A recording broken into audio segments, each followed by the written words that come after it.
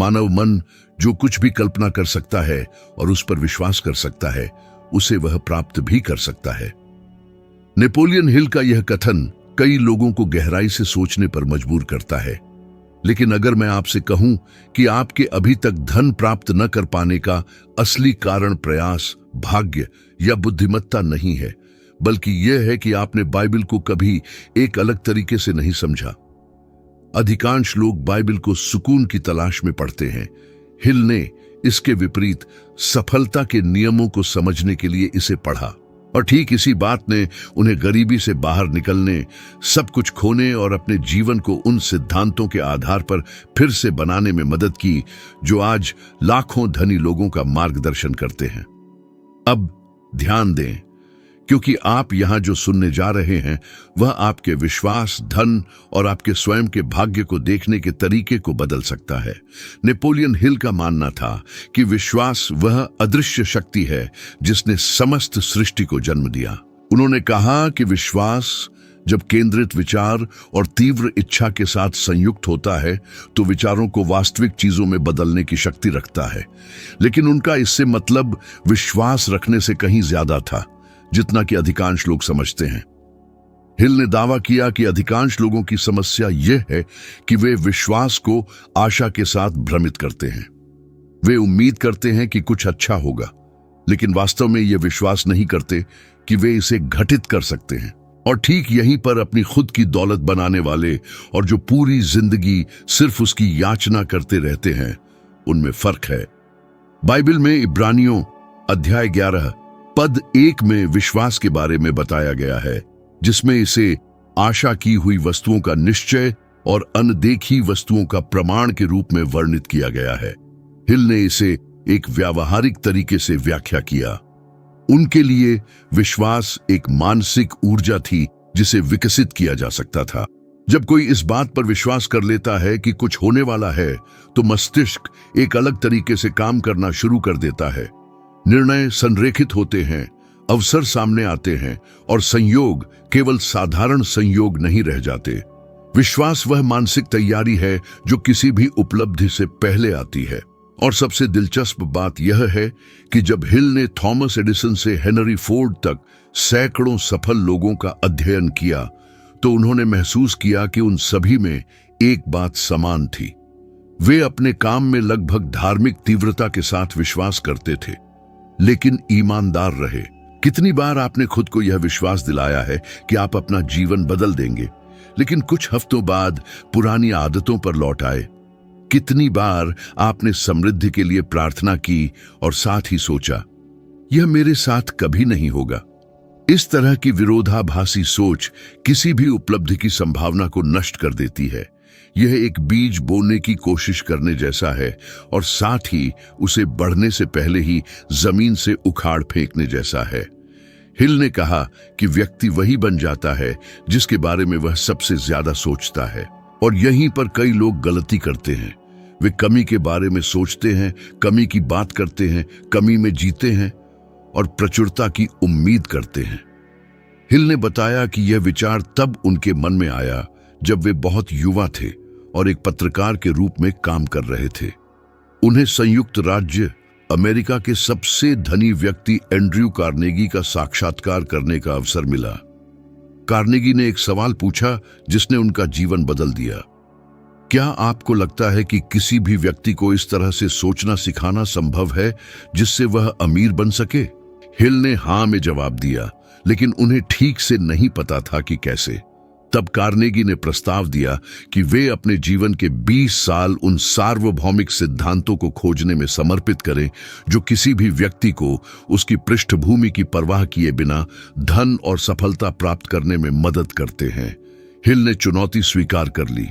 उस क्षण से उन्होंने उस समय के सबसे बड़े उद्यमियों, वैज्ञानिकों, आविष्कारकों और नेताओं का साक्षात्कार करने में 20 साल से अधिक का समय बिताया।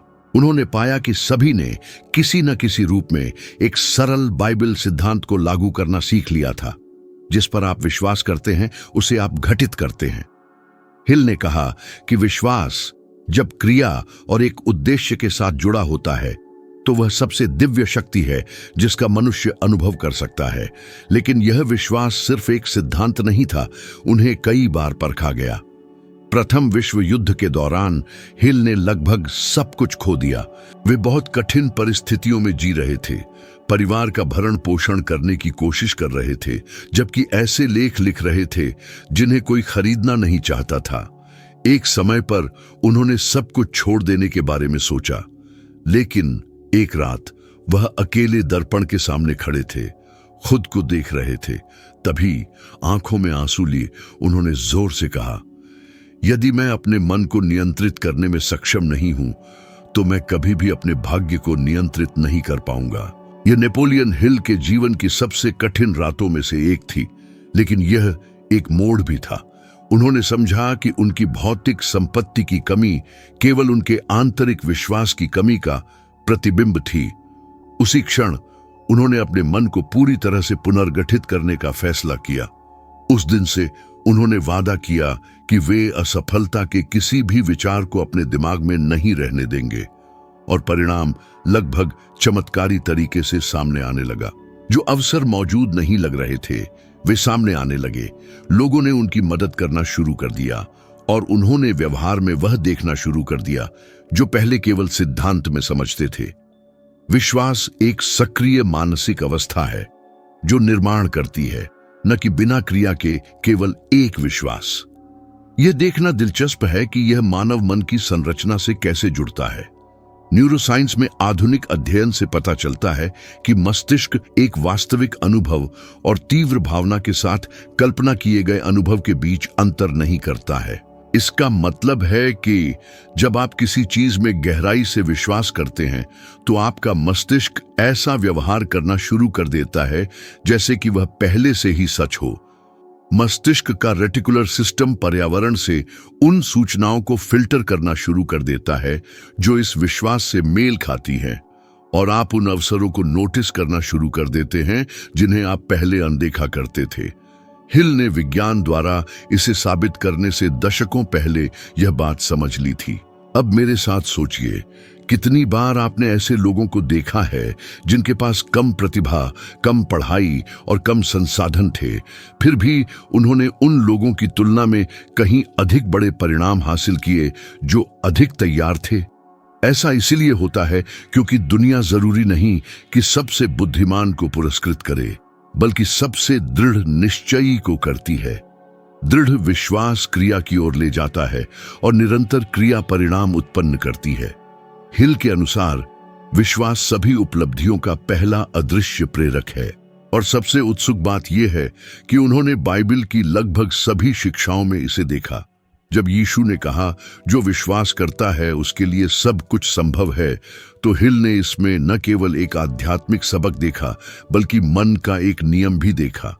उन्होंने दावा किया कि बाइबल धर्म की एक किताब नहीं थी, बल्कि मानव विकास के लिए एक मार्गदर्शिका थी। विश्वास उस मन का रहस्य था जो सृजन करता है, और जब मनुष्य अपने विचारों को अपने विश्वास के साथ संरेखित करता है, तो वह अपनी वास्तविकता का सह निर्माता बन जाता है। लेकिन हिल ने यह भी चेतावनी दी थी, विश्वास को हर दिन पोषित करने की आवश्यकता है। एक मांसपेशी की तरह, यदि इसका उपयोग न किया जाए तो यह कमजोर पड़ जाती है।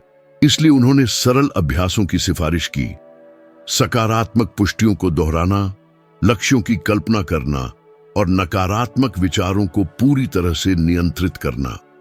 उन्होंने कहा कि संदेह के हर विचार के लिए आपको तुरंत उसे निश्चितता की पुष्टि से बदल देना चाहिए, और यह भावना के साथ किया जाना चाहिए, न कि केवल शब्दों के साथ। उन्होंने सबसे मुश्किल तरीके से सीखा कि बिना क्रिया के विश्वास केवल एक भ्रम है। कई सालों तक कमी से जूझने के बाद हिल ने महसूस किया कि सच्चा विश्वास गति की मांग करता है। यह इस तरह से कार्य करने का दृष्टिकोण है जैसे कि जो आप चाहते हैं वह पहले से ही रास्ते में है। जब उन्होंने इस तरह से कार्य करना शुरू किया तो सब कुछ बदल गया। उन्होंने अब यह उम्मीद नहीं की कि जीवन उन्हें कुछ देगा। उन्होंने ऐसे कार्य करना शुरू कर दिया जैसे कि उनके पास पहले से ही सब कुछ था। सबसे प्रभावशाली बात यह है कि इस मानसिकता परिवर्तन ने उनकी कहानी को बदल दिया। वह व्यक्ति जिसे एक दिन बेदखल और अपमानित किया गया था, उसने आखिरकार थिंक एंड ग्रो रिच नामक सभी समय की सबसे अधिक बिकने वाली पुस्तकों में से एक लिखी, जिसने दुनिया भर में लाखों लोगों को प्रभावित किया। उनके विश्वास ने उन्हें गरीबी से बाहर निकाला और उन्हें सफलता के दर्शन के महान नामों में शामिल कर दिया। और सवाल यह है, यदि बाइबल सिखाती है कि विश्वास पहाड़ों को हिला सकता है और नेपोलियन हिल ने साबित किया कि यह भाग्य को भी बदल सकता है, तो वास्तव में क्या आपको इसे व्यवहार में लाने से रोक रहा है? क्या आप वास्तव में विश्वास की शक्ति में विश्वास करते हैं, या आप सिर्फ यह उम्मीद करते हैं कि आपके मन में जो कुछ भी हो रहा है उसे नियंत्रित किए बिना कुछ बदल जाएगा? सच्चाई यह है कि आप जिस पर विश्वास करते हैं उसे आप रचते हैं, और जब तक आप इसे नहीं समझेंगे, आप यह सोचते रहेंगे कि धन कुछ चुनिंदा लोगों के लिए आरक्षित एक आशीर्वाद है, जबकि वास्तव में यह एक ऐसे मन की स्वाभाविक प्रतिक्रिया है जिसने सही तरीके से विश्वास करना सीख लिया है। डर निस्संदेह सबसे शांत और विनाशकारी दुश्मन है जो मौजूद है। नेपोलियन हिल ने कहा कि डर मानव मन को पंगु बनाने के लिए इस्तेमाल किया जाने वाला सबसे शक्तिशाली उपकरण है, और सबसे डरावनी बात यह है कि यह व्यक्ति को बिना पता चले ही घुसपैठ कर जाता है। यह सावधानी सामान्य ज्ञान तर्क के भेष में प्रकट होता है, लेकिन सच्चाई यह है कि डर ही वह कारण रहा है जिसकी वजह से अधिकांश लोग उस सफलता को कभी हासिल नहीं कर पाते जिसका वे सपना देखते हैं।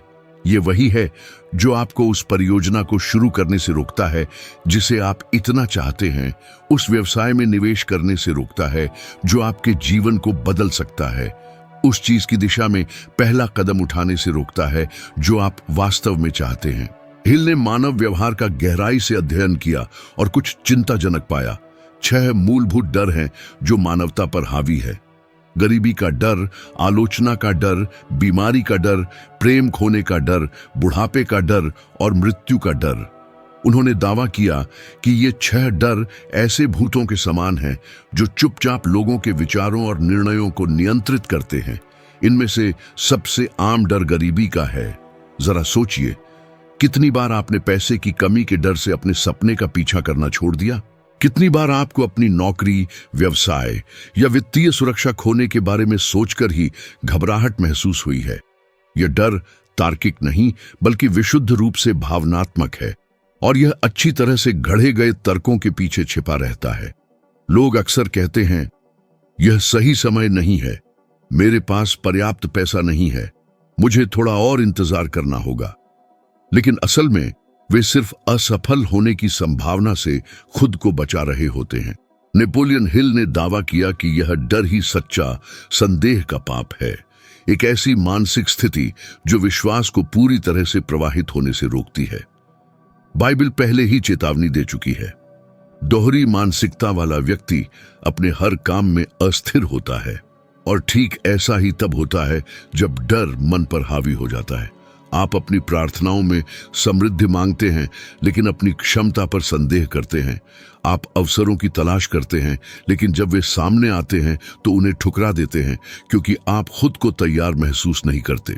अनिश्चितता के इसी चक्र में डर को ताकत मिलती है। हिल ने अपनी किताब डेविल से ज्यादा समझदार में इसका शानदार ढंग से वर्णन किया है।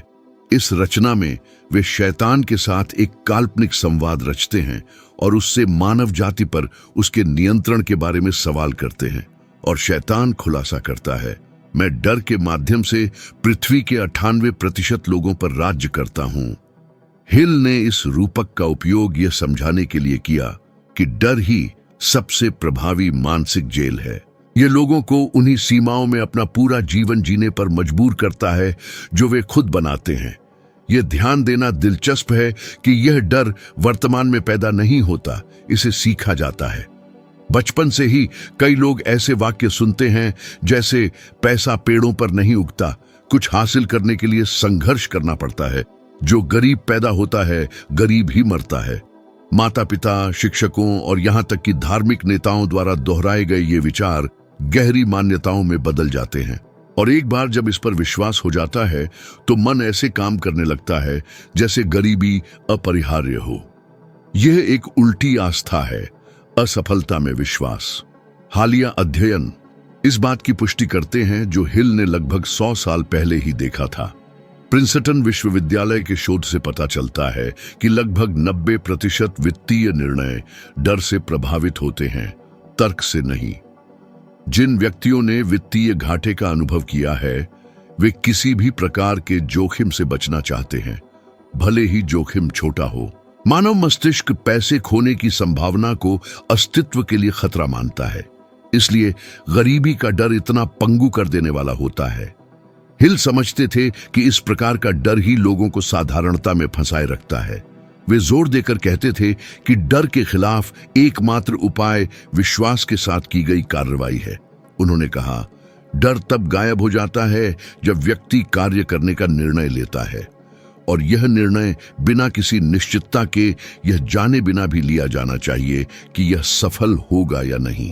क्योंकि हिल के अनुसार डर कभी भी कार्य से पहले गायब नहीं होता, वह कार्य के बाद गायब होता है। एक सच्ची कहानी है जो इस बारे में हिल के दृढ़ विश्वास को दर्शाती है। एक बार जब वे पहले से ही प्रसिद्ध थे, उन्हें एक बड़े श्रोता समूह को सफलता पर व्याख्यान देने के लिए आमंत्रित किया गया। हालांकि मंच पर जाने से कुछ मिनट पहले उन्हें बताया गया कि उपस्थित लोगों में एक प्रभावशाली समूह था जो उनकी बहुत आलोचना करता था और उनकी विश्वसनीयता पर संदेह करता था।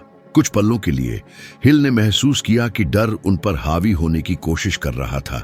उनके हाथ पसीने से भीग गए, उनका दिल तेजी से धड़कने लगा, लेकिन उन्हें अपने ही शब्द याद आए, डर केवल एक उलटी आस्था का रूप है।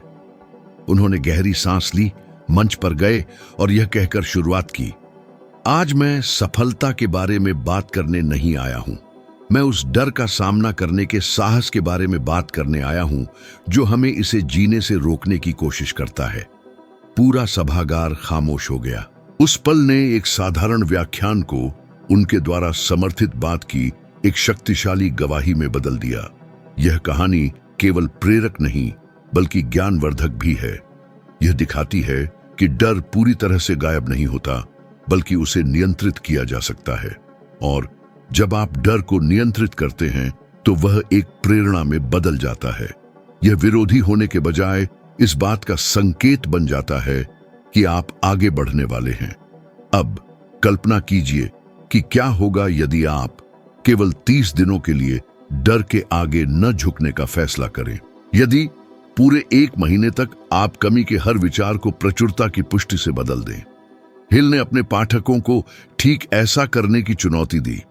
उन्होंने दावा किया कि यदि कोई व्यक्ति लगातार 30 दिनों तक अपने मन को डर से मुक्त रख पाता है तो कुछ असाधारण होगा।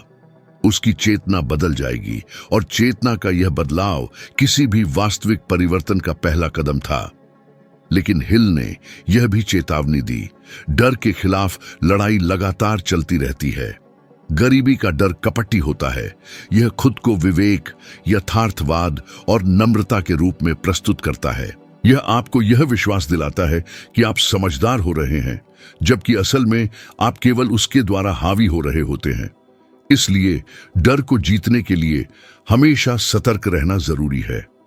उन्होंने अपने छात्रों को दैनिक आत्म मूल्यांकन करने, खुद से यह पूछने को सिखाया, आज मैंने डर के कारण कौन सा निर्णय नहीं लिया। इस सरल प्रश्न में यह प्रकट करने की शक्ति है कि डर अभी भी किसी के जीवन को कितना नियंत्रित करता है। और जब आप इस तरह खुद को देखना शुरू करते हैं तो आपको एहसास होता है कि लगभग वह सब कुछ जो आपने नहीं किया, वह व्यवसाय जो शुरू नहीं किया, वह कोर्स जो नहीं किया, वह बातचीत जिससे बचे, डर से संबंधित है। और डर, जैसा कि हिल कहते थे, एकमात्र जेल है जिसमें कोई सलाखें नहीं होती। सच तो यह है कि डर अपने आप नहीं चला जाता। इस पर तभी काबू पाया जा सकता है जब आप इसका सामना करने का फैसला करते हैं, और इस निर्णय के लिए विश्वास की आवश्यकता होती है। खुद पर विश्वास, अपने उद्देश्य पर विश्वास, उस चीज पर विश्वास जो अभी देखी नहीं जा सकती। ये वही सिद्धांत है जो बाइबल सिखाती है जब वह कहती है, डरो मत क्योंकि मैं तुम्हारे साथ हूं। हिल का मानना था कि यह वाक्य सिर्फ एक आध्यात्मिक सांत्वना नहीं, बल्कि एक व्यावहारिक निर्देश था। इसका मतलब है, डर के साथ भी कार्य करो। और शायद लोगों की सबसे बड़ी गलती यह है कि वे कार्य करने से पहले साहस के आने का इंतजार करते हैं। हिल ने कहा कि साहस कार्य से जन्म लेता है। डर के अभी भी मजबूत होने पर पहला कदम उठाना महत्वपूर्ण है, क्योंकि यही वह क्षण है जब विश्वास की शक्ति काम करना शुरू करती है।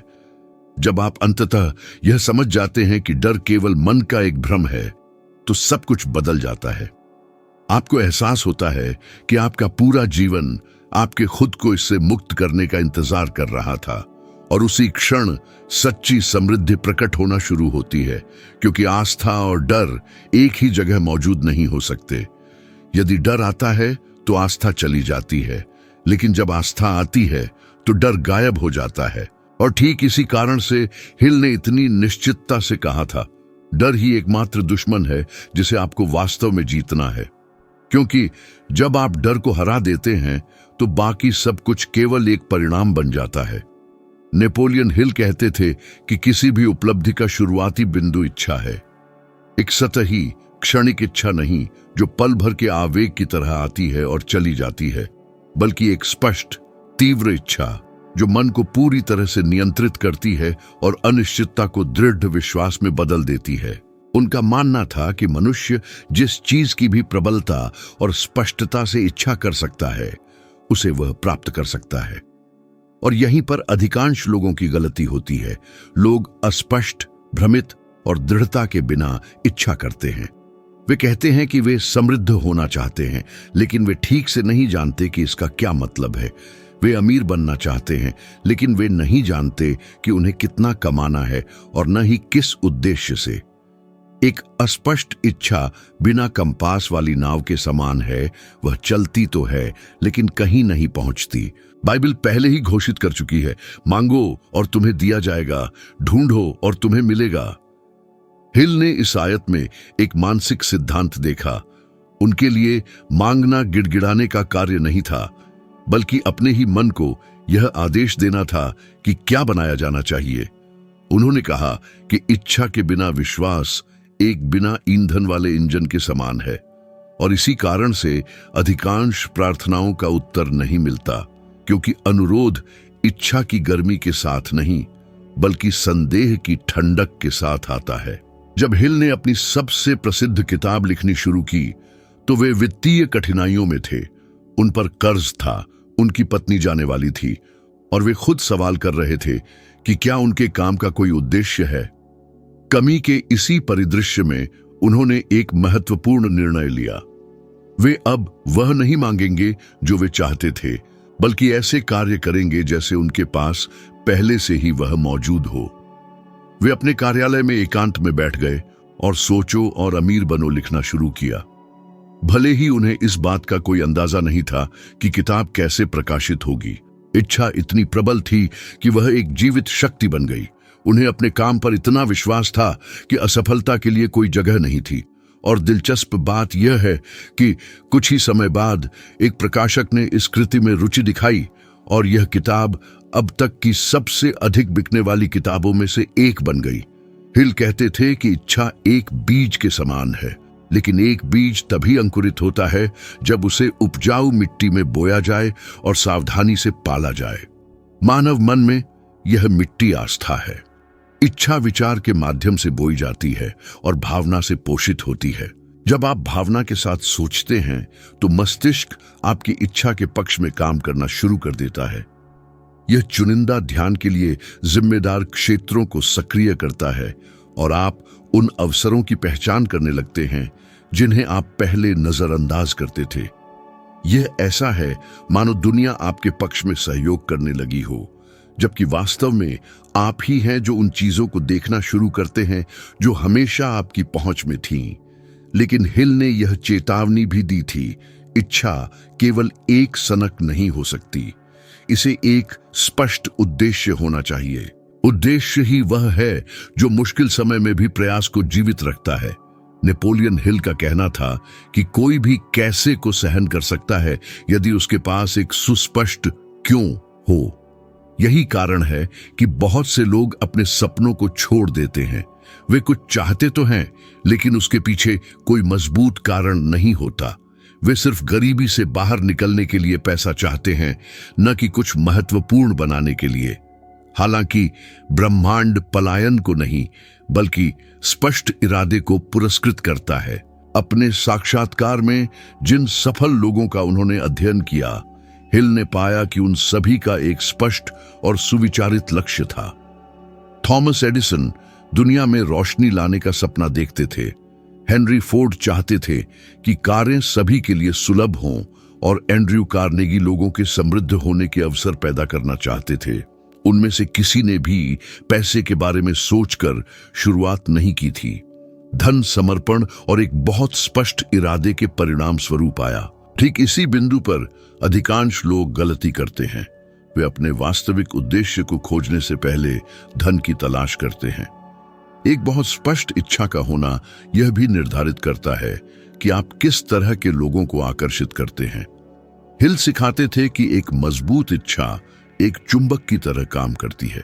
यह एक ऐसी ऊर्जा उत्पन्न करती है जो व्यक्तियों, विचारों और स्थितियों को आकर्षित करती है जो उस इच्छा से मेल खाते हैं। जो उस समय कुछ रहस्यमय लगता था, उसे आज विज्ञान तंत्रिका प्रतिध्वनि के विचार से समझाता है। लोगों का मस्तिष्क उन्हीं उद्देश्यों वाले व्यक्ति के व्यवहार और भावनाओं के साथ तालमेल बिठा सकता है। दूसरे शब्दों में, एक सुस्पष्ट इच्छा वास्तव में उन चीजों को अपने करीब लाती है जो उसके साथ सामंजस्य में है। हालांकि इच्छा की भी कीमत चुकानी पड़ती है। हिल ने इस पर सीधे बात की। उन्होंने कहा कि जो धन चाहते हैं लेकिन बलिदान देने से डरते हैं, वे उसे कभी प्राप्त नहीं कर पाएंगे। एक वास्तविक इच्छापूर्ण समर्पण मांगती है वह जो कोई वैकल्पिक योजना रखने की अनुमति नहीं देती। हिल ने प्राचीन खोजकर्ताओं की छवि का उपयोग किया जो नई भूमि पर कदम रखते ही अपने जहाजों को जला देते थे ताकि वापस लौटने का कोई रास्ता न रहे। उनका मानना था कि इच्छा को वास्तविक बनाने के लिए यह आवश्यक मानसिक दृष्टिकोण था। शायद सबसे प्रेरक उदाहरण ऐसे व्यक्ति का है जिसे हिल व्यक्तिगत रूप से नहीं जानते थे, लेकिन जिसने इस सटीक विचार को लागू किया, ओपरा विनफ्रे। उन्होंने खुद खुलासा किया कि हिल की किताब ने उनकी सोचने की प्रक्रिया बदल दी। प्रत्येक उपलब्धि की शुरुआत इच्छा है वाक्य को पढ़कर उन्होंने समझा कि उनका जीवन तभी बदलेगा जब वे जानबूझकर इच्छा करना शुरू करेंगी। हर दिन वह उस करियर और प्रभाव की कल्पना करती थी जो वह चाहती थी और ऐसा कार्य करती थी मानो वह सब पहले से ही सच हो। कुछ दशकों बाद ओपरा ग्रह की सबसे शक्तिशाली और सफल महिलाओं में से एक बन गई, लेकिन हमेशा कहती थी, मैंने बस नेपोलियन हिल की शिक्षाओं का पालन किया। हिल कहते थे कि इच्छा हमारे चेतन मन को हमारे अचेतन मन से जोड़ती है। यही वह है जो उन विचारों को आकार देता है जो वास्तविकता बनेंगे। यदि आप डर के साथ इच्छा करते हैं तो डर प्रकट होता है। यदि आप आत्मविश्वास के साथ इच्छा करते हैं तो आत्मविश्वास दिखाई देता है। इसलिए उन्होंने समझाया कि धन काम से नहीं बल्कि सोचने के तरीके से आता है। काम केवल वह क्रिया है जो हम अपने मन को दी गई दिशा का परिणाम है। लेकिन लोगों को इस तरह की वास्तविक इच्छा विकसित करने से क्या रोकता है? हिल के अनुसार दो चीजें हैं, कल्पना की कमी और दूसरों का प्रभाव। बचपन से ही समाज हमें सिखाता है कि बहुत ज्यादा चाहना गलत है, कि पैसा खोजना स्वार्थी होना है, कि महत्वाकांक्षा एक गलती है। ये विचार उस स्वाभाविक इच्छा को कमजोर करते हैं जो इंसान को आगे बढ़ाती है। उन्होंने इसमें पवित्र ग्रंथों की गलत व्याख्या देखी, क्योंकि उनके लिए बाइबल धन की निंदा नहीं करती बल्कि पैसे के प्रति अत्यधिक जुनून की निंदा करती है। समस्या रखने में नहीं है बल्कि इस बात में है कि आप जो हैं उससे ज्यादा अपने पास मौजूद चीजों को महत्व देना। एक सच्ची इच्छा मदद करने, बनाने, सहयोग करने के इरादे से उत्पन्न होती है, न कि केवल धन जमा करने से। हिल का मानना था कि इच्छा को एक विधि के माध्यम से विकसित किया जा सकता है। सबसे पहले यह तय करना आवश्यक है कि आप वास्तव में क्या चाहते हैं। दूसरा, यह निर्धारित करें कि आप बदले में क्या देने को तैयार हैं। तीसरा, इसे पूरा होने के लिए एक समय सीमा निर्धारित करें। चौथा, लक्ष्य का एक स्पष्ट प्रतिज्ञा लिखें और उसे हर दिन सुबह और रात में पढ़ें। और अंत में खुद को उस स्थिति का अनुभव करते हुए कल्पना करें। उन्होंने इसे आत्म सुझाव कहा। यह कोई जादुई बात नहीं है, बल्कि मन के लिए एक प्रकार का प्रशिक्षण है। और जैसा कि बहुत से लोग सोचते हैं, हिल ने बिना सवालों के विश्वास का समर्थन नहीं किया। उन्होंने सुविचारित कार्य पर भरोसा किया। इच्छा पहली लौ की तरह है, लेकिन कार्य वह आग है जो जलती रहती है, और यह कार्य निरंतर होना चाहिए। तब भी जब परिणाम आने में देर लगती है। उन्हें खुद अपने काम को नोटिस होने में 20 साल से अधिक लगे, लेकिन उन्होंने कभी भी ऐसा काम करना बंद नहीं किया, मानो सफलता निश्चित थी। इस शिक्षा का सबसे मजबूत बिंदु यह है कि यह बाहरी कारकों पर निर्भर नहीं करता है। आप इसे अभी अभ्यास में लाना शुरू कर सकते हैं। आप तय कर सकते हैं कि आप वास्तव में क्या चाहते हैं और अंत तक उसके प्रति समर्पित रहें। हिल का कहना था कि ब्रह्मांड दृढ़ता को प्रचुरता से पुरस्कृत करता है और निर्णय की कमी को कमी से दंडित करता है। अंततः सब कुछ एक ही सवाल पर आ जाता है, आप वास्तव में क्या चाहते हैं?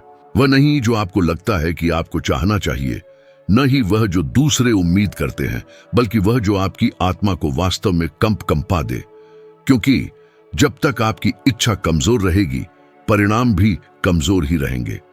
मन शक्ति पर प्रतिक्रिया करता है, और जब इच्छा एक महान सकारात्मक जुनून बन जाती है, तो जो असंभव लगता था वह बस इंतजार करने की बात बन जाती है। नेपोलियन हिल ने इसे अपने जीवन से प्रदर्शित किया। उन्होंने संसाधनों की कमी को लक्ष्य में बदल दिया, हार को विश्वास में और इच्छा को कुछ ठोस बना दिया। और वही शक्ति हर उस व्यक्ति की पहुंच में है जिसके पास स्पष्टता, आत्मविश्वास और एक अटूट निश्चितता के साथ इच्छा करने का साहस है। क्योंकि जैसा कि उन्होंने कहा था, मनुष्य का मन जो कुछ भी कल्पना कर सकता है और सत्य के रूप में स्वीकार कर सकता है, उसे वह प्राप्त कर सकता है, बशर्ते कि इच्छा कार्य की लौ जलाने के लिए पर्याप्त मजबूत हो। यदि आप इस बिंदु तक पहुंचे हैं, तो इसका मतलब है कि आपके भीतर कुछ ने महसूस किया है कि कोई संयोग नहीं होता। यह सब भाग्य से नहीं हुआ। प्रत्येक शब्द, प्रत्येक विचार, प्रत्येक सबक जिसे आपने अब आत्मसात किया है, उसमें धन, विश्वास और उद्देश्य के बारे में आपकी दृष्टि को पूरी तरह से बदलने की क्षमता है। और यदि इस सामग्री ने आपको दूसरे तरीके से सोचने पर मजबूर किया है, तो नेपोलियन हिल ने जिस बदलाव पर इतना जोर दिया था, वह पहले ही शुरू हो चुका है। क्योंकि वास्तविक विकास तब शुरू होता है जब मन वह देखने को तैयार होता है जो हमेशा स्पष्ट था, लेकिन जिसे कुछ ही लोग समझने की हिम्मत करते हैं। समृद्धि की यात्रा उन लोगों के लिए नहीं है जो आसानी की तलाश में है, बल्कि उन लोगों के लिए है जो गहरे ज्ञान की तलाश में है। और यदि आप यहाँ हैं, तो यह इसलिए है क्योंकि आप कुछ बड़ा चाहते हैं। आप उन विचारों से छुटकारा पाना चाहते हैं जो आपको सीमित करते हैं, और भीतर से शुरुआत करके एक समृद्ध जीवन बनाना चाहते हैं। ठीक इसी कारण से मैं आगे बढ़ रहा हूं, क्योंकि मेरा समर्पण आपके उत्थान के लिए है। अब जाने से पहले अपनी स्क्रीन पर दिखाई देने वाला वीडियो देखें। यह इस यात्रा की तार्किक निरंतरता है और आपको उस बदलाव में और गहराई से जाने में मदद करेगा जिसे आपने आज शुरू किया है। इस क्षण उस पर क्लिक करें। मैं आपका इंतजार कर रहा हूं, क्योंकि न तो मैं और न ही आप केवल संयोग से यहां हैं। अगले वीडियो तक।